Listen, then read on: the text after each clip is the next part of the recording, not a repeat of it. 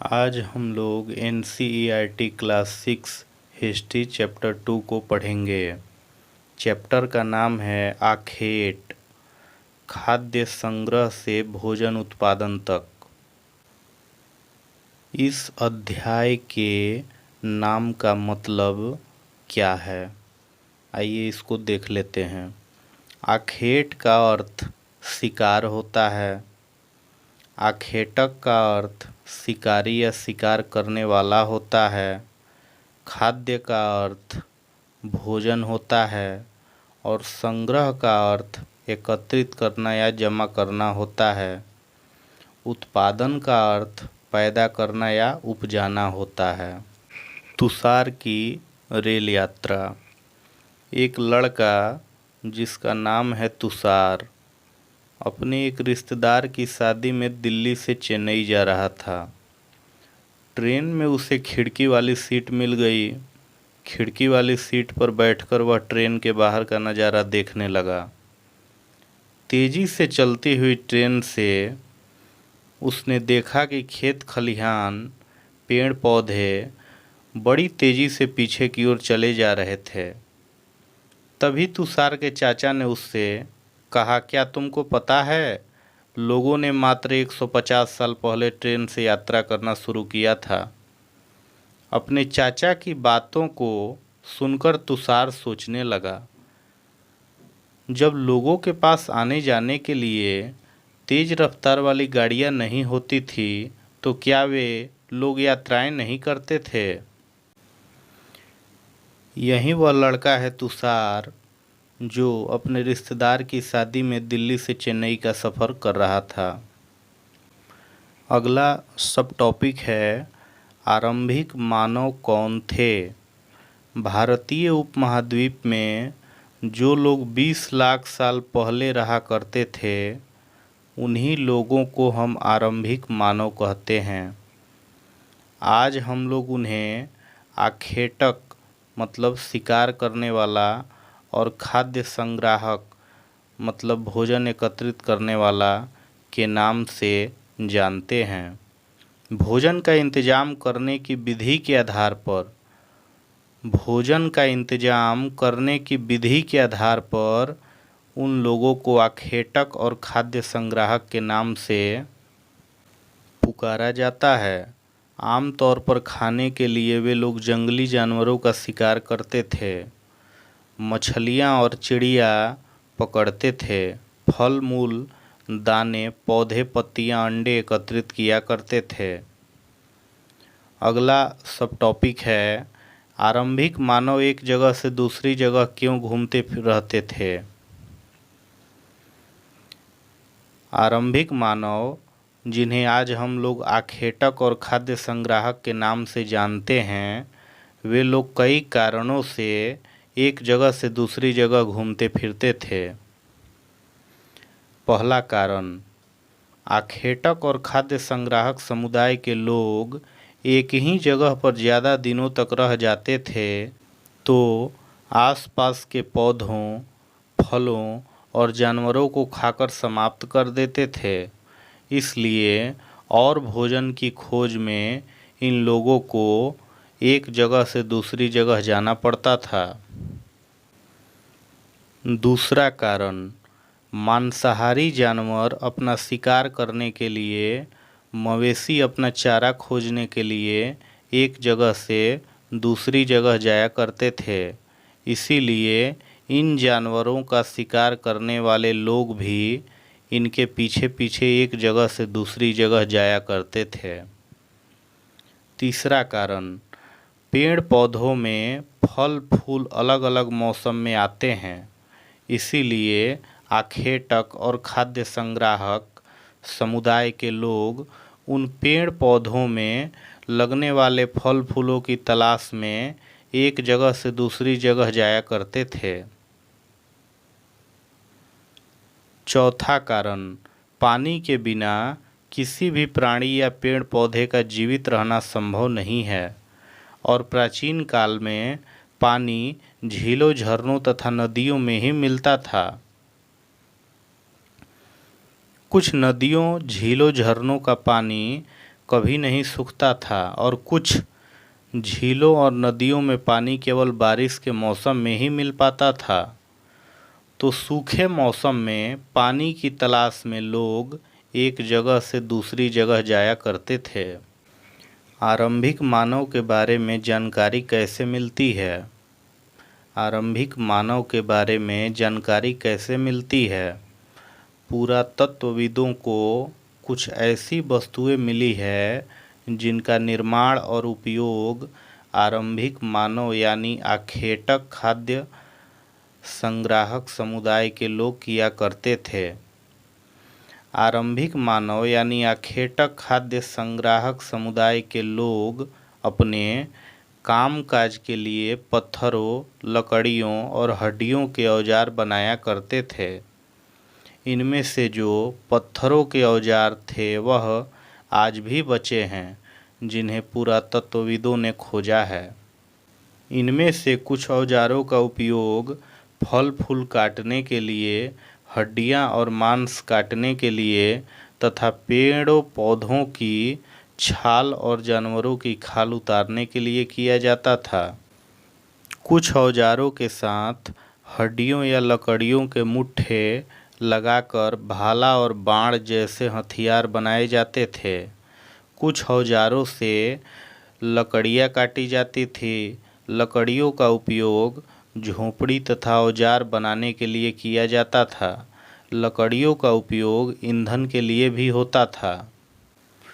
इंसानों के खाने योग्य पेड़ पौधों की जड़ों को खोदने के लिए पत्थरों के औजारों का उपयोग किया जाता था। इस चित्र में आप देख सकते हैं एक आदमी इस पत्थर के औजार से किसी पौधे के जड़ को खोद रहा है। जानवरों की खाल यानी चमड़ी से बने वस्तुओं को सीलने के लिए भी पत्थरों के औजारों का उपयोग किया जाता था। इस चित्र में आप देख सकते हैं कोई आदमी इस छोटे से पत्थर के औजार से जानवरों की चमड़ी से जो बनाई जाती थी वस्त्र, उसको सिल रहा है। आरंभिक मानव यानी आखेटक खाद्य संग्राहक कहाँ रहते थे? भीमबेटका, हुंसगी, कुरनूल गुफाएं ऐसे पुरास्थल हैं जहाँ पर आखेटक खाद्य संग्राहकों के होने का प्रमाण मिला है। इसके अलावा भी और कई स्थानों पर आखेटक खाद्य संग्राहक रहते थे। ऐसे कई पुरास्थल हैं जो नदियों और झीलों के किनारे पाए गए हैं। जिस स्थान पर प्राचीन काल से संबंधित वस्तुओं के अवशेष मिलते हैं उसे पुरास्थल कहते हैं। भीमबेटका पुरास्थल वर्तमान मध्य प्रदेश में है। हुंसगी पुरास्थल वर्तमान कर्नाटका में है। कुरनूल गुफाएं वर्तमान आंध्र प्रदेश में है। भीमबेटका पुरास्थल पर गुफाएं और कंदराएं मिली है। बारिश, धूप और तेज हवाओं से बचने के लिए लोग इन गुफाओं में रहते थे। ये गुफाएं नर्मदा घाटी के आसपास है। प्राचीन काल में पत्थर के उपकरण बहुत जरूरी थे, इसलिए आरंभिक मानव रहने के लिए ऐसी जगह खोजते रहते थे जहां अच्छे पत्थर मिल सके। शैल चित्रकला। शैल का मतलब होता है पत्थर और चित्रकला का मतलब आपको मालूम ही होगा। जिन गुफाओं में लोग रहते थे उनमें से कुछ की दीवारों पर चित्र मिले हैं। प्राचीन काल में जिन गुफाओं में आरंभिक मानव रहते थे उन गुफाओं के दीवारों पर चित्र मिले हैं। इनमें कुछ सुंदर उदाहरण मध्य प्रदेश और दक्षिणी उत्तर प्रदेश की गुफाओं से मिले चित्र हैं। कुछ मध्य प्रदेश और दक्षिणी उत्तर प्रदेश की गुफाओं से चित्र मिले हैं। इनमें जंगली जानवरों का बड़ी कुशलता से सजीव चित्रण किया गया है। जंगली जो उस समय के जानवर होते थे उनका सजीव चित्रण किया गया है, जैसे कि आप इस चित्र में देख सकते हैं। शायद कोई जानवर है जो दौड़ते हुए इसको दिखाया गया है और इसके पीछे कोई आदमी है।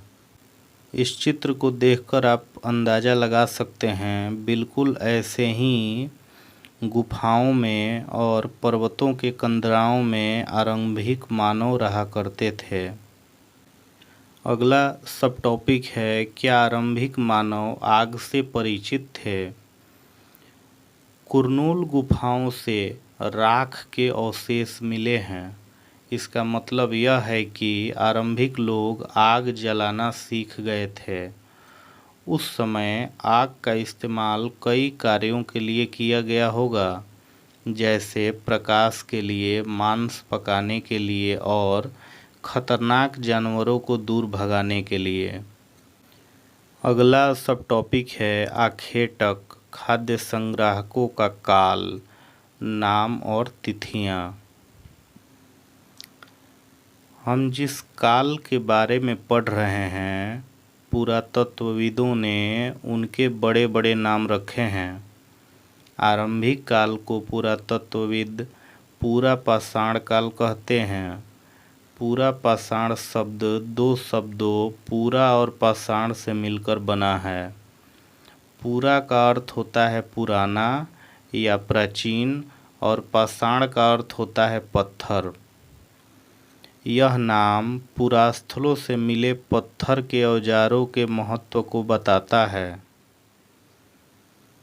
पूरा पाषाण काल 20 लाख साल पहले से 12,000 साल पहले तक की अवधि को माना जाता है।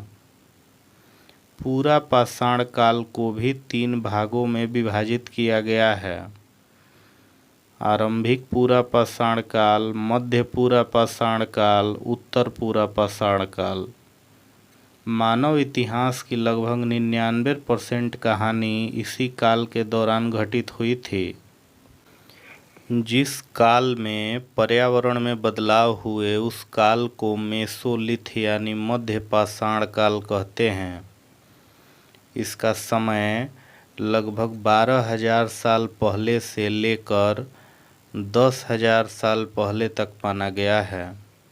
इस काल के पत्थरों के औजार आम तौर पर बहुत छोटे होते थे। मध्य पाषाण काल के पत्थरों के औजारों को माइक्रोलिथ यानी लघु पाषाण कहा जाता है।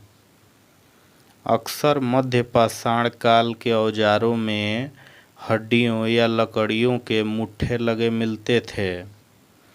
मध्य पाषाण काल के औजार कुछ वर्तमान हंसिया और आरी जैसे होते थे। मध्य पाषाण काल में पूरा पाषाण काल वाले औजार भी बनते रहे। नव पाषाण काल की शुरुआत लगभग 10,000 साल पहले से मानी जाती है। अगला सब टॉपिक है जलवायु परिवर्तन।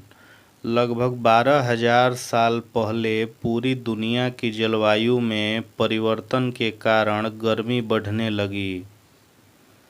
जलवायु में परिवर्तन के कारण कई क्षेत्रों में घास वाले मैदान बनने लगे।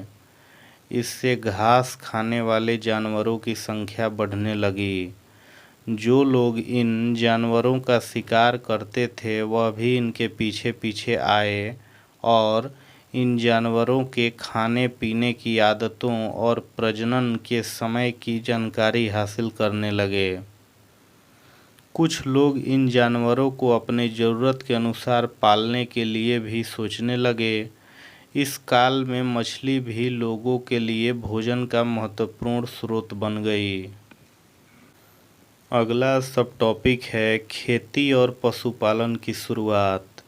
जलवायु परिवर्तन के कारण भारतीय उपमहाद्वीप के अलग अलग क्षेत्रों में गेहूं, जौ और धान जैसे अनाज प्राकृतिक रूप से उगने लगे थे। हो सकता है उस समय के लोगों ने भोजन के लिए इन अनाजों को बटोरना शुरू कर दिया होगा।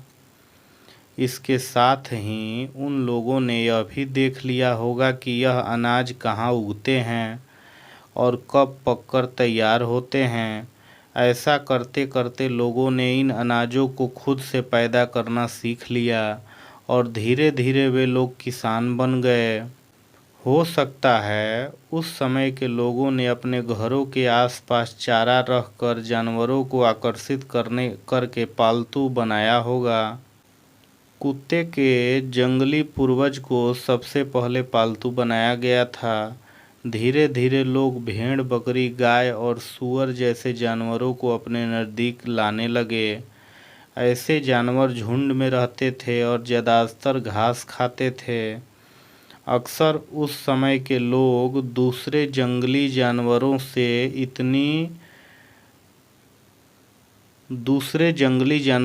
इनकी सुरक्षा करते थे और इस तरह धीरे धीरे वे लोग पशुपालक बन गए। अगला सब टॉपिक है आरंभिक मानव बसने की प्रक्रिया। लोगों के द्वारा पेड़ पौधे उगाने और जानवरों की देखभाल करने को बसने की प्रक्रिया का नाम दिया गया है। लोगों के द्वारा जो पेड़ पौधे लगाए गए और जानवरों को अपनाए गए, वह अक्सर जंगली पेड़ पौधों और जानवरों से अलग होते हैं, क्योंकि लोग चयन करके इन पेड़ पौधे और जानवरों को अपनाते हैं। उदाहरण के लिए, लोग उन्हीं पेड़ पौधों तथा जानवरों का चयन करते हैं जिनके बीमार होने की संभावना बहुत कम हो, और जो लोग उन्हीं पौधों को चुनते हैं जिनके बड़े दाने वाले अनाज पैदा होते हैं।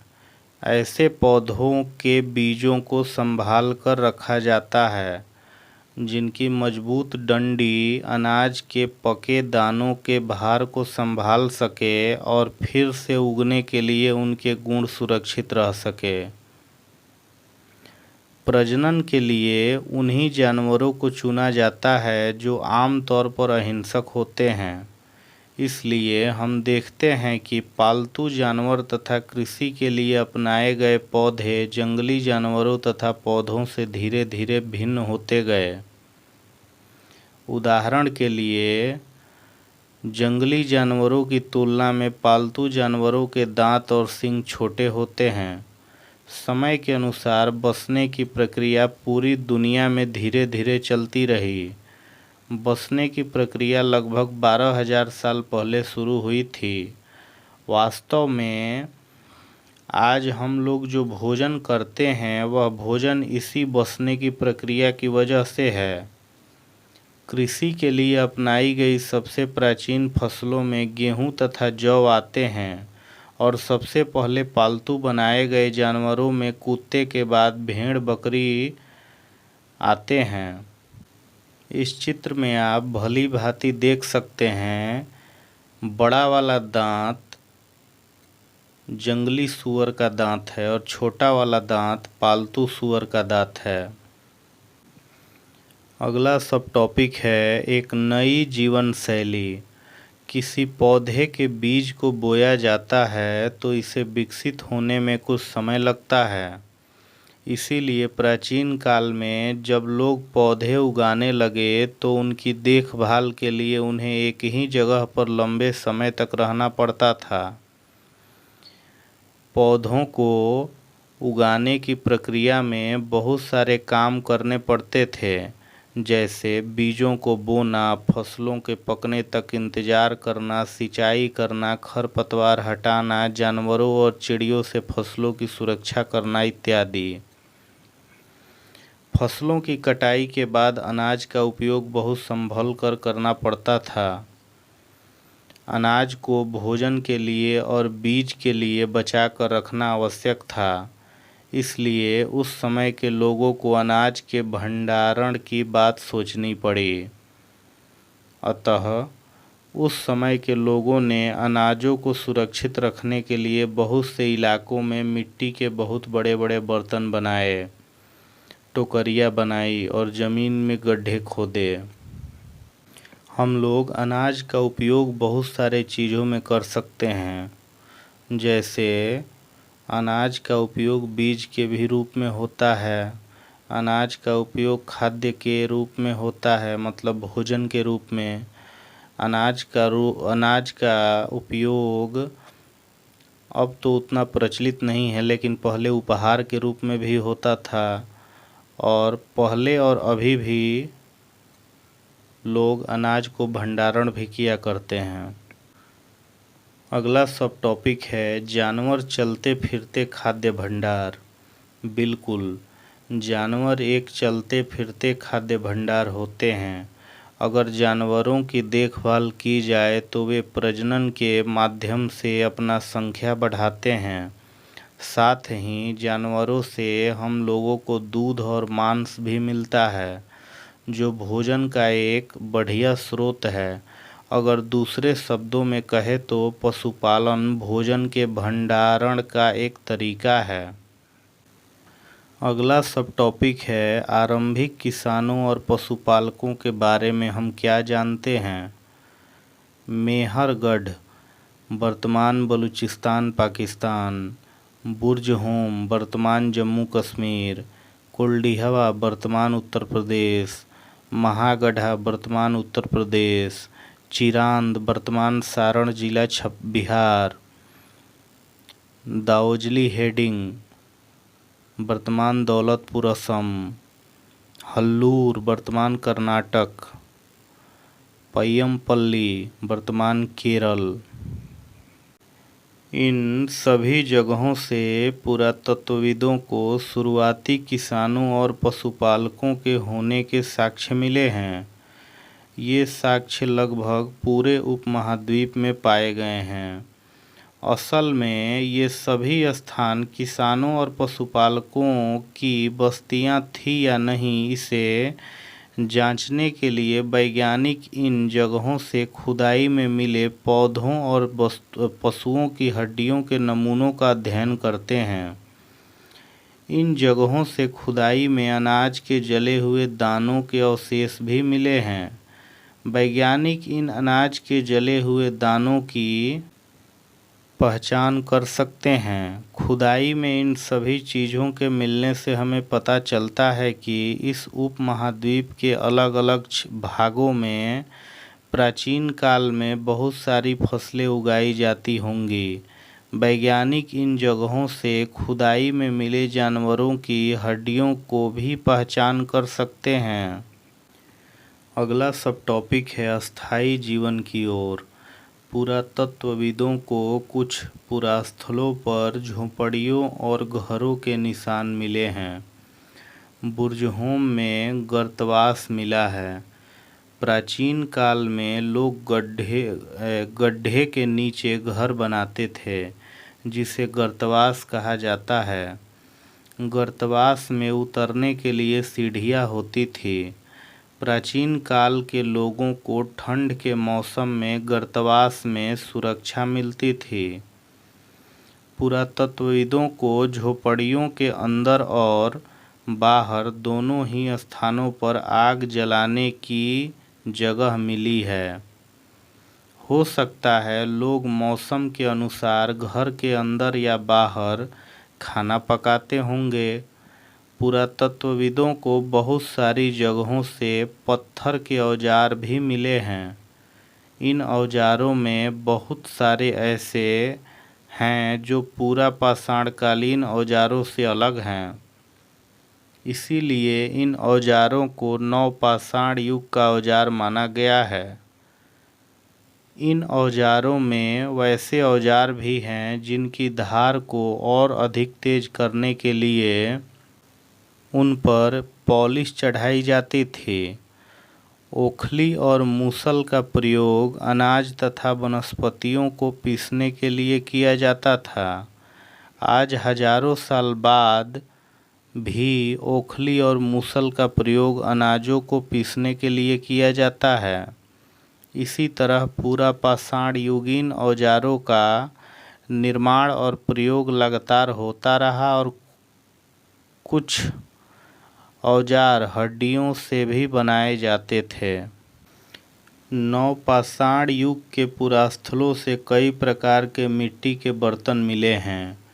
कभी कभी इन बर्तनों पर सजावट भी किया जाता था। प्राचीन काल में बर्तनों का उपयोग चीज़ों को रखने के लिए किया जाता था। आगे चलकर धीरे धीरे लोग बर्तनों का उपयोग खाना बनाने के लिए भी करने लगे। चावल, गेहूं तथा दलहन जैसे अनाजों को लोग खाने लगे थे। इसके साथ साथ अब लोग कपड़े भी सिलने और बुनने लगे थे। कपड़े बनाने के लिए कपास जैसे आवश्यक पौधे अब उगाए जाने लगे थे। ये परिवर्तन हर जगह एक साथ नहीं हुई। कई जगहों पर लोग शिकार और भोजन संग्रह करने का काम करते रहे और कई जगहों पर लोगों ने खेती और पशुपालन को अपना लिया। बहुत जगहों पर लोग मौसम के मुताबिक बदलकर अपनी जीविका चलाया करते थे। इस चित्र को आप देख सकते हैं। इस चित्र में नवपाषाण युग के कुछ औजारों को दिखाया गया है। नवपाषाण युग में ऐसे ही औजारों का निर्माण होता था। इस चित्र को भी आप देख सकते हैं। नवपाषाण युग के जो पुरास्थल थे वहाँ से यह मिट्टी का घड़ा मिला है। पुरातत्वविदों ने जब उत्खनन करना चालू किया तब वहाँ से यह मिट्टी का घड़ा मिला। अगला सब टॉपिक है सूक्ष्म निरीक्षण। मेहरगढ़ में जीवन मृत्यु। ईरान जाने वाले सबसे महत्वपूर्ण रास्ते बोलन दर्रे के पास एक हरा भरा समतल स्थान है जिसका नाम मेहरगढ़ है। मेहरगढ़ अनुमानतः वह स्थान है जहाँ के स्त्री और पुरुषों ने इस क्षेत्र में सबसे पहले जौ और गेहूं उगाना और भेड़ बकरी पालना सीखा। यहाँ पुरातत्वविदों को हिरण तथा सूअर जैसे जंगली जानवरों तथा भेड़ और बकरियों की हड्डियाँ मिली है। मेहरगढ़ में चौकोर तथा आयताकार घरों के अवशेष भी मिले हैं। प्रत्येक घर में 4 या उससे ज़्यादा कमरे हैं। अनुमानतः इन कमरों में से कुछ अन्न भंडारण के भी काम आते होंगे। मेहरगढ़ में ऐसी कई कब्रें मिली है जिनमें मृतकों के साथ कुछ सामान भी रखे गए थे। शायद उस समय भी लोगों का मानना होगा कि मृत्यु के बाद भी जीवन होता है। इसीलिए मृतक के सगे संबंधी उसके कब्र में कुछ न कुछ रख देते होंगे। मेहरगढ़ के कब्र में मृतक के साथ एक बकरी को भी दफनाया गया था। हो सकता है इसे स्वर्ग में मृतक के खाने के लिए रखा गया हो। यहाँ पर आप मेहरगढ़ के घर का चित्र देख सकते हैं। लगभग ऐसे ही मेहरगढ़ में घर बनाए जाते थे प्राचीन काल में। यह मेहरगढ़ की एक कब्र का चित्र है। इस कब्र में एक आदमी के साथ एक बकरी को भी दफनाया गया था। अगला सब टॉपिक है फ्रांस की एक गुफा में की गई चित्रकारी। ये जो चित्र आप देख रहे हैं यह फ्रांस की एक गुफा में तैयार की गई चित्र है जो प्राचीन काल में लोगों ने बनाया था।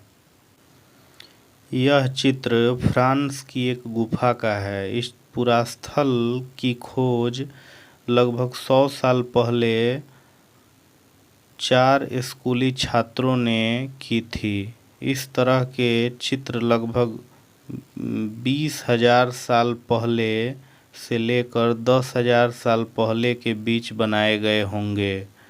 इस गुफा में कई जानवरों के चित्र बनाए गए हैं जैसे जंगली घोड़े, सूअर, गाय, भैंस, गैंडा, बारहसिंघा, रेंडियर इत्यादि। जिन गहरे चमकीले रंगों से इन जानवरों के चित्र बनाए गए हैं, उन रंगों को लौह अयस्क और चारकोल जैसे खनिज पदार्थों से बनाया जाता था। हो सकता है इन चित्रों को त्योहारों के अवसरों पर बनाया जाता होगा, या फिर इन्हें शिकारियों द्वारा शिकार पर निकलने से पहले कुछ पूजा पाठों के लिए बनाया गया होगा। अगला सब टॉपिक है एक नवपाषाणिक पुरास्थल। नवपाषाण युग के सबसे प्रसिद्ध पुरास्थलों में से एक चतालयूक तुर्की में है। यहाँ दूर दराज के जगहों से कई चीज़ें लाई जाती थी और उनका उपयोग किया जाता था। यहाँ सीरिया से चकमक पत्थर, लाल सागर से कौड़िया तथा भूमध्य सागर से सीपियाँ लाई जाती थी। जिस समय इन वस्तुओं को यहाँ लाया गया उस समय तक पहिए वाले वाहन का विकास नहीं हुआ था। उस समय के लोग सामान को खुद या जानवरों के पीठ पर लाद कर ले जाया करते थे।